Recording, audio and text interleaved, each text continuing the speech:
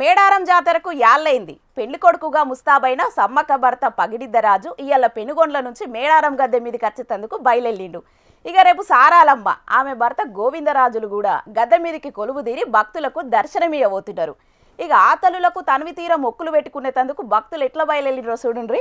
చూస్తున్నారానులా ఎడ్ల బండ్లు ఎంత జోరు మీద పోతున్నాయో. పిల్ల జెల్ల ముల్లె మూట మొత్తం చదువుకొని సమ్మక్క సారక్క తల్లుల దర్శనం కోసం తరలిపోతున్నారు వీళ్ళంతా. మరి ఒక్కనాటి కథ కాదాయే, 4 రోజుల దాకా మేడారంలో ఉండి ప్రతిరోజు తల్లులను దర్శనం చేసుకోవాలి కాబట్టి ఆ రేంజ్ లో కదిలిరన్నట్టు. ఇది వరకు మేడారం జాతర పోవాలంటే అసలు తువ్వలే సక్క ఉండకపోతుండే.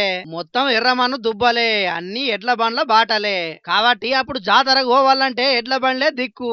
కానీ ఇప్పుడు రోజులు మారినాయి, తువ్వలు మంచిగా అయినాయి. బస్సులు, కార్లు, ఆటోలు, బండ్లు, అన్ని తీర్ల వాహనాలు గద్దెల దగ్గర దాకా పోయేటంత సౌలత్ చేసింది సర్కారు. అయినా కూడా వీళ్ళు మాత్రం బండెనక బండి గట్టి 16 బండ్లు గట్టి మేడారం పోదాం కొడుకో తలుల గొలుసుకుందాం బిడ్డో అన్నట్టే బయలుదేరిర్రు. మరి వీళ్ళు ఎప్పటి సంది మేడారం జాతరకు ఇట్లా వస్తున్నారు, ఏం కథ అరుచుకుందామని మా రిపోర్టర్ అన్న వాళ్ళని ఆపి ముచ్చట పెడితే 15 సంవత్సరాలు బట్టి మేము ఎడ్లు పండుకొని వస్తాను. ఇక అభివృద్ధిలో మాకు సంబరాలు ఇక మాకు వేరే బ్రాండ్లు లేవు. ఎడ్ల బండ్లు వ్యవసాయం చేసుకొని బతుకుతున్నాం సార్. ఎడ్ల బండ్ల అచ్చుకుంటా సార్, కొంచెం అడ్డుకుంటా తిరుగుకుంటా మాకు సంబరాలు. అమ్మవారి మాకు అంత అత్యాన్నిస్తాను సార్. ఇది ఒక ఎంజాయ్మెంట్.